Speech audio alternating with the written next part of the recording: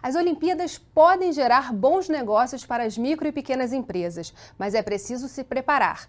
De olho nessas oportunidades, o Sebrae criou um programa para qualificar os pequenos negócios a fornecer para o Comitê Rio 2016. O Rio em Foco está no ar.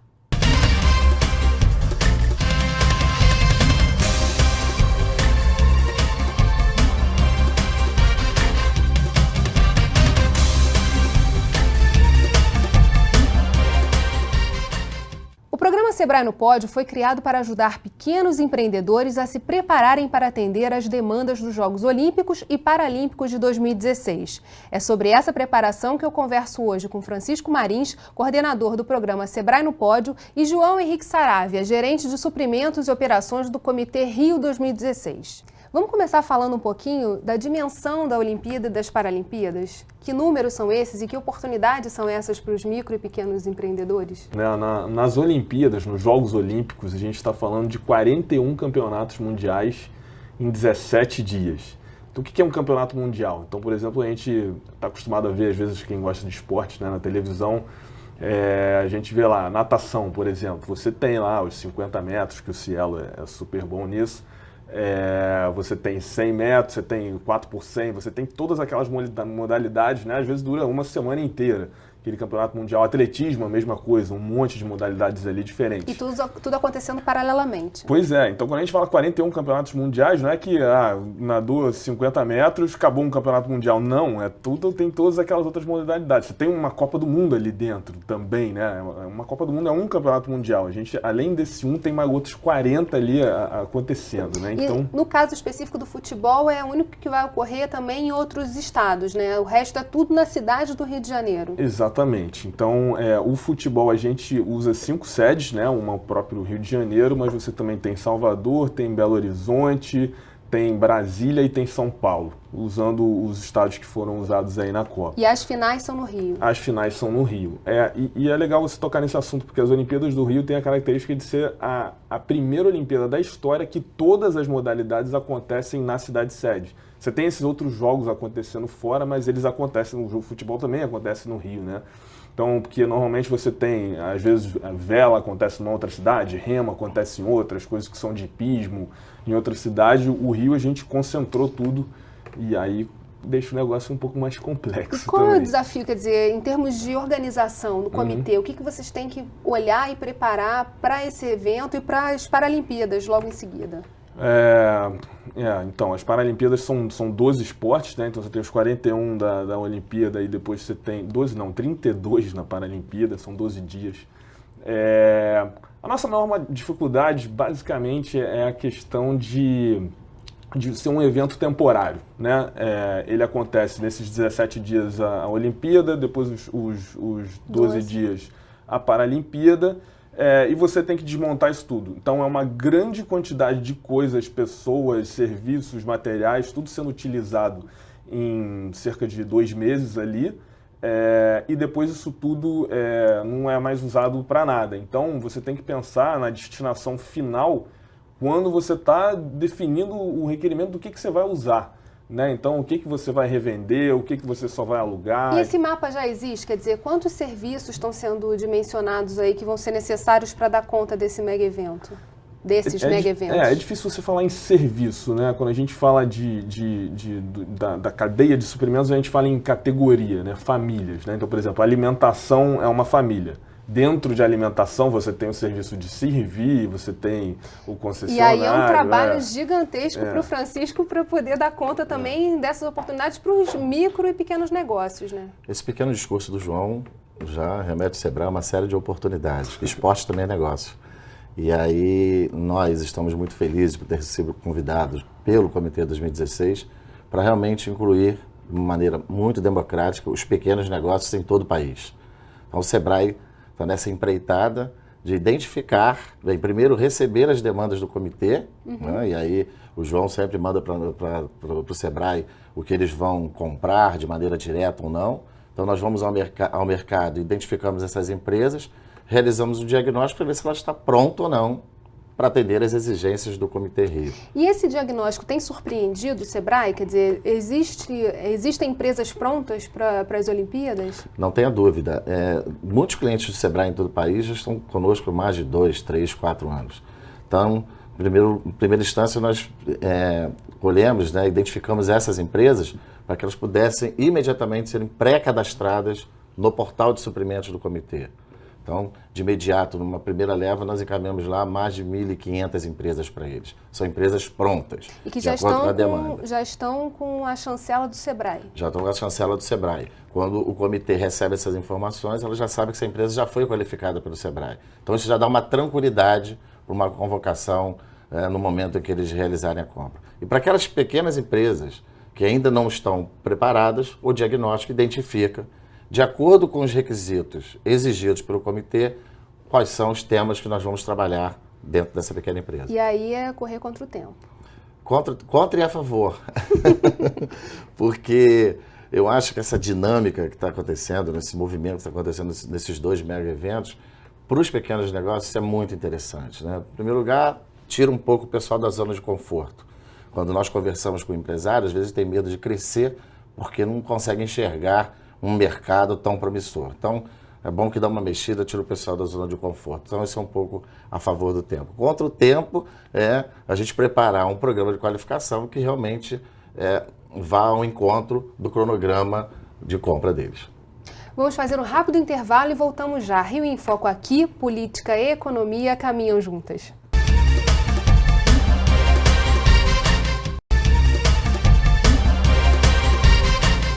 Hoje eu converso com Francisco Marins e João Henrique Saravia. A gente estava falando no bloco anterior sobre esse desafio que as micro e pequenas empresas têm, que elas estão respondendo a contento, né? Uhum. É inédito também essa forma do Sebrae entrar, quer dizer, de ter uma instituição que entra como parceira do comitê e trabalha também para a inclusão das micro e pequenas empresas, não? A primeira coisa inédita, na verdade, é que é a primeira vez que nos Jogos Olímpicos na verdade a gente fez isso com 3 anos de antecedência, a gente divulgou todo o nosso plano de compras.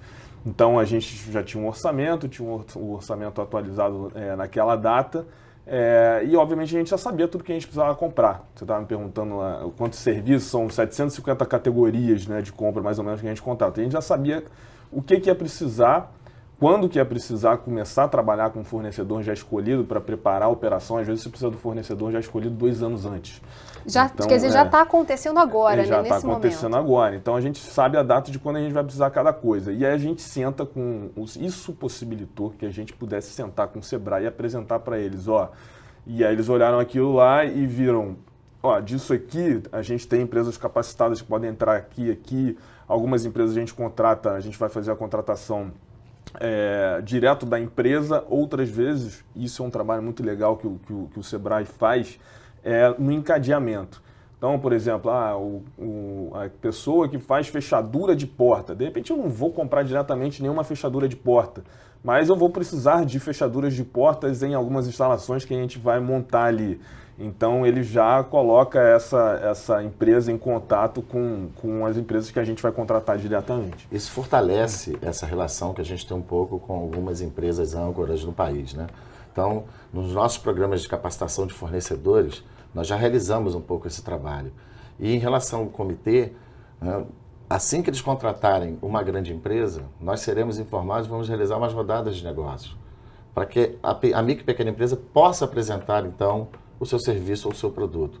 Isso garante o desenvolvimento. Essa maneira transparente, nossa negociação, que é garantida por um acordo que nós temos, é que possibilita esse desenvolvimento. Não só no Rio de Janeiro, como em todo o país, porque nós não estamos buscando apenas empresas fluminenses.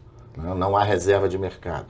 Esse movimento das Olimpíadas e Paralimpíadas requer um número grande de empresas. Mas ela também exige, quer dizer, na verdade a gente está trabalhando aqui com uma perspectiva que era uma grande preocupação das pessoas que olhavam para os mega eventos de não ter que importar tudo, quer dizer, a gente também desenvolver o mercado e desenvolver a indústria internamente. O foco está realmente em cima disso. Em primeiro lugar, tem essa preocupação com os pequenos negócios no Brasil. E o que está acontecendo ainda, que está muito empolgante, é que quando eles conversam com algumas empresas que não são do país, já pedem para encaminhar para o Sebrae para que a gente possa começar uma conversa para uma possibilidade de uma joint venture, de acordos entre as pequenas empresas e essas empresas estrangeiras. Ou seja, existe um mercado aí de troca, uma possibilidade de troca de tecnologia, de muita inovação, para que os dois segmentos, né, dessas empresas possam estar atendendo a essas exigências. Ou seja, a gente está falando mesmo em desenvolvimento, em competitividade, em melhoria. E legado. E legado econômico. Porque para essas empresas estarem no cadastro de fornecedores, as micro e pequenas, elas entram via Sebrae, não é isso? E há também a questão da certificação internacional. Nós temos as Nações Unidas, elas exigem uma espécie de um código nacional de atividade que nós temos aqui no país, né? Mas nós temos uma liberdade, a empresa tem a liberdade de adquirir até 99 códigos como esse, mas nas Nações Unidas não. Nós estamos falando de um evento internacional e que precisa ter uma codificação exigida pelo comitê. Então o Sebrae recebe esses dados dessas empresas e classifica internacionalmente com esta codificação. E nós estamos oferecendo isso gratuitamente para essas empresas. Quando nós encaminhamos esses dados para o comitê, essa codificação internacional, ela já acompanha esse banco de dados dessas empresas. E abre uma perspectiva de fornecer depois para outros mega eventos, para outras Olimpíadas, né? Claro.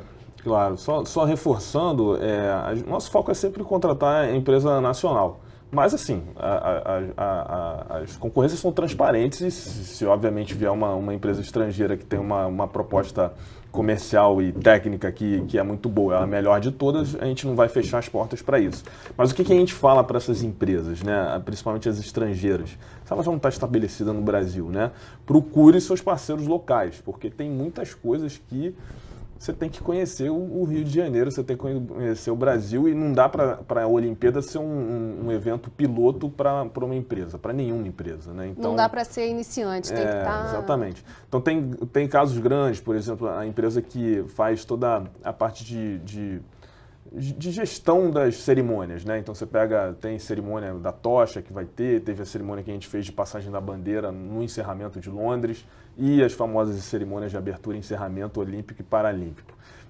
A gente já colocou, quando a gente foi fazer a documentação da concorrência, que era obrigatório você ter essa experiência de um mega evento, que isso realmente não existia no Brasil e a gente precisava disso, mas que você tinha que ter uma empresa nacional que está acostumada também a fazer os grandes eventos que a gente tem, né? Então, por exemplo, a joint venture que surgiu foi uma empresa que já fez algumas aberturas e encerramentos olímpicos e de inverno e de verão, com uma empresa que faz, por exemplo, o Réveillon de Copacabana, a Fórmula 1 aqui no Brasil. Então, eles já entendem, eles conseguem se conversar e somar e fazer isso ser melhor. Tropicaliza também esse fornecimento, né? E que contratam de pequenas empresas, né? Então, assim, esse casamento, ele é perfeito, essa garantia. E eleva o padrão, né? A gente está falando também de uma elevação do padrão de serviços que a gente não tinha uma outra oportunidade de fazer dessa forma tão rápido em tantos setores. Isso precisamos destacar, quer dizer, o empresário de micro e pequena empresa precisa estar atento a essas oportunidades e não ter medo desse desafio.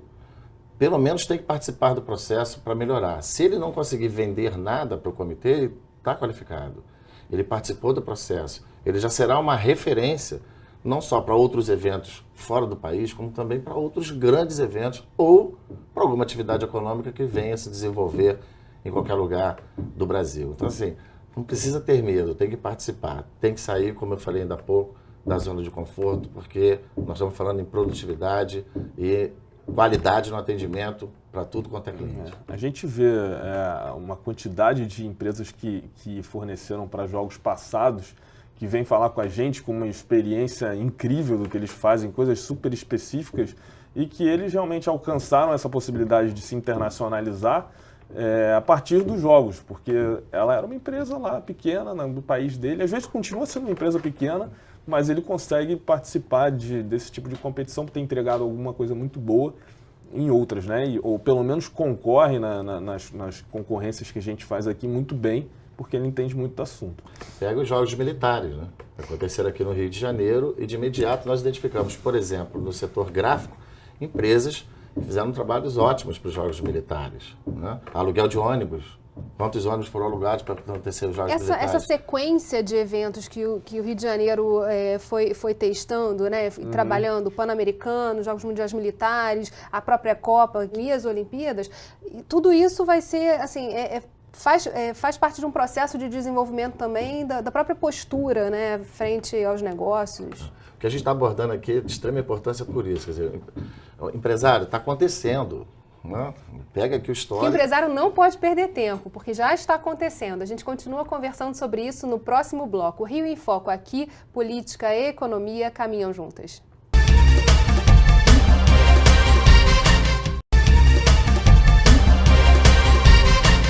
Eu estou conversando com Francisco Marins e João Henrique Saravia. A gente estava falando de todo esse processo de capacitação. É interessante também falar dos casos particulares, né? Eu sei que tem, por exemplo, a área de lavanderias. Que desafios são esses que o Sebrae tem enfrentado nessa capacitação e no convencimento também dos empresários de que vale a pena participar desse processo? É um segmento que vai receber um legado econômico maravilhoso, porque nas pesquisas que nós fizemos em todo o país, e o comitê também, nós consideramos como um segmento crítico, por conta do processo da não qualificação durante tanto tempo. E a demanda do comitê para esse segmento é enorme. Só que as empresas ainda não estão preparadas. E nós estamos fazendo um trabalho mesmo de base com eles, resgatando, fazendo um diagnóstico minucioso para que a gente possa atender. Tem alguns outros segmentos que o próprio comitê identificou como setores críticos, foram gráficas, móveis. No Rio de Janeiro a gente tem problema no segmento de móveis, estamos buscando comprar, né, das pequenas empresas fora do país, mas a própria indústria moveleira do Rio de Janeiro acordou, viu essa oportunidade que ela ela vai ter que... Essa sim é contra o tempo para poder aproveitar. Então tem alguns setores estratégicos para eles que a gente vai desenvolver e vai deixar um legado realmente econômico para eles. E em relação a saídas criativas, a gente tem trabalhado também nesse sentido? O comitê dá uma liberdade muito bacana para essas alternativas. A gente estava conversando uma vez sobre uma alternativa, o comitê estava comprando móveis, no setor a gente deu esse exemplo. E tinha uma pessoa lá que queria, ao invés de vender, alugar. E para o comitê é maravilhoso esse processo do aluguel, porque... Depois não tem que se desfazer. Não dá para comprar tudo. E eu fui perguntar para o empresário, né, por que você quer alugar ao invés de vender? Não, porque depois eu resgato e coloco aí num site de vendas e diz o seguinte, ó, compre a cama em que dormiu o atleta tal. Né? Vai agregar valor, né, para ele, o produto dele, tem qualidade, porque foi um produto utilizado durante o comitê. E num curto espaço de tempo, num curto espaço de tempo, e ele pode agregar valor. E o comitê dá essa liberdade, eles conversam mesmo com os pequenos negócios. Essa relação entre Sebrae, pequena empresa e comitê, ela está extremamente saudável por causa disso. Agora, é muito importante que a gente falou de criatividade. É muito diferente do jeitinho, que é um pouco essa coisa da gambiarra, que não pode ter. Exatamente, né? Não pode ter. A gente precisa trabalhar com empresas corretas, que tem que faturar a gente, recolher impostos, tudo isso. Então, não é uma gambiarra que o cara vai dar um jeitinho e tal. Como eu falei, a gente não pode ser evento piloto para ninguém. Na verdade, a gente é o evento mais crítico que essas empresas todas vão fazer, provavelmente na história delas. Mas essas soluções a gente está muito aberto, sim, porque a gente tem essa preocupação, né? Eu não posso, por exemplo, sei lá, móveis, né? Eu comprar não sei quantas mil camas e depois eu faço o quê, né? O comitê ele fecha em 2017, né? E aí a gente não pode fechar e descobrir que lá dentro tem um monte de barco, tem um monte de cama, mesa, toalha, cavalo, sei lá, qualquer coisa ali dentro dos nossos armazéns. Então a gente já tem que pensar nesse modelo de negócio antes. E nada melhor do que a própria empresa que está fornecendo para a gente pensar numa destinação para aquilo ali, né? Para aquilo que ainda é um bem, né, durável. Então, o que a gente fala, né? Eu lembro que a discussão no mercado moveleiro, algumas empresas falam, não, porque aí você vai ter um monte de coisas que você pode vender depois, e aí você recupera o dinheiro. Eu falo, eu não sei vender cama. Quem sabe vender cama é você. Então, me ajuda, né? Depois já ter uma solução que você fabrica cama, me entrega e depois já coloca numa loja para vender. Ah, você quer dizer que foi fulano ou Beltrano que dormiu lá? Tudo bem, vamos identificar realmente, rastrear, né? Também não é para fazer propaganda enganosa. Mas a gente te dá a liberdade de você dizer quem é que dormiu, né? E provavelmente é mais de um atleta que dormiu naquela cama, né? Que o atleta não fica 30 dias, né? E sobre a gambiarra que você estava falando, né? Maneira aqui pra gente brincar, né? Nas nossas palestras, nós esclarecemos muito bem para a micro e pequena empresa. Assim, nós garantimos o acesso a esse mercado por conta dessa relação. Então, você garante que eu vou vender? Como eu vou garantir? Chega lá, tem uma certidão negativa em atraso, chega lá, tem coisas básicas que eles pedem e a empresa não tem o seu controle, eu não tenho como garantir. Garantir o acesso a esse mercado, sim. Agora, se ele vai vender ou não, tem esse processo. Na verdade, garante os passos que têm que ser dados para estar lá. Até agora, como ajuda, e leva pela mão e ajuda. E até o pré-cadastramento. Você imagina, está qualificado, eu já entrego. Agora, na hora da negociação, o Sebrae não está lá. É ele que sabe vender a cama, é ele que sabe prestar o serviço de lavanderia, né? Ele que sabe qual é o valor que está do mercado, que mais tem nessa... E a quem, a gente está falando Sebrae, mas esse fornecedor, potencial fornecedor que está em casa, como é que ele faz para acessar vocês e começar esse processo e ver se ele tem mesmo um produto para oferecer para as Olimpíadas? Basta fazer contato com o Sebrae no nosso 0800 570 0800, né? Bom que é gratuito, pode conversar à vontade. Eu posso deixar o meu e-mail disponível também para quem desejar mais informações, que nós criamos uma equipe específica para atender a esse projeto em todo o Brasil. Então, para quem quiser fazer contato comigo, eu deixo aqui o meu e-mail, fjosé@sebraerj.com.br. Ele é o cara. E em relação ao Comitê Rio 2016, vocês têm que prestar contas à sociedade de todo esse processo. Já está se falando de um custo muito maior do que o que estava dimensionado inicialmente. Isso é fato? Isso pode acontecer? Assim, o que você tem, você teve o orçamento de 2007, que foi o orçamento de candidatura, né? Por conta de inflação, próprio mercado, tudo isso, você tem uma atualização desse orçamento. Agora, aumentar o número de coisas ou comprar coisas... Isso não acontece. Acontece a atualização econômica mesmo daquilo lá. Em termos de transparência, a gente tem lá no nosso site aquele plano de compras que eu falei, ele está disponível, então todo mundo sabe o que a gente vai comprar, sabe quando, porque a gente deixa lá, tal serviço vai ser no terceiro trimestre de 2015, por exemplo, vai ser a concorrência daquilo lá. E você vê também quais são as concorrências que já terminaram. E a gente é a empresa mais auditada no mundo, né? Vai passar a ser. A gente tem, apesar de ser uma empresa privada, a gente tem nossos processos próprios de compras, a gente é muito aberto e, de qualquer maneira, o governo também audita o que a gente faz. Então, a gente tem TCU em cima, tem TCM em cima, tem nossa auditoria externa, tem a nossa auditoria interna. Então, tem que estar muito redondo tudo. E a gente tem muito orgulho de fazer isso bem aberto mesmo. Lembrando que esses recursos são privados. Não? Porque isso é legal trazer para essa discussão, porque o comitê realmente está trabalhando com recursos privados, de patrocinadores. Né, não é compra governamental, né? Isso é importante. Isso é bem legal colocar, porque às vezes as pessoas acham que chegar lá em licitação, não é esse o processo. Né? O comitê nunca vai conseguir contratar apenas uma empresa, porque o volume é muito grande. Né? Então, assim, é um processo de concorrência, mas com recursos privados. Dos patrocinadores das Olimpíadas? Patrocinadores. A receita vem principalmente dos patrocinadores. Você tem patrocinadores que são os patrocinadores top, que a gente chama que são patrocinadores do Comitê Olímpico Internacional. Então, toda Olimpíada, seja de inverno ou verão, ele está lá, inclusive a do Rio. E a gente também tem patrocinadores locais, que são empresas nacionais que patrocinam a Olimpíada do Rio de Janeiro. Depois você tem também os direitos de transmissão, que são uma parte muito relevante da receita, e venda de ingresso, né? Que a venda de ingresso todo mundo acha, nossa, isso aqui que paga, né? Mas a venda de ingresso a gente só vai ter essa receita lá em 2016, né? A gente está desde 2008 trabalhando... Contratando, pagando, resolvendo essa mega estrutura. Na verdade, quem pagou essa conta foram os patrocinadores. Bem, infelizmente, nosso programa chegou ao fim. Obrigada, João. Obrigada, Francisca. Obrigada a você que ficou com a gente até agora.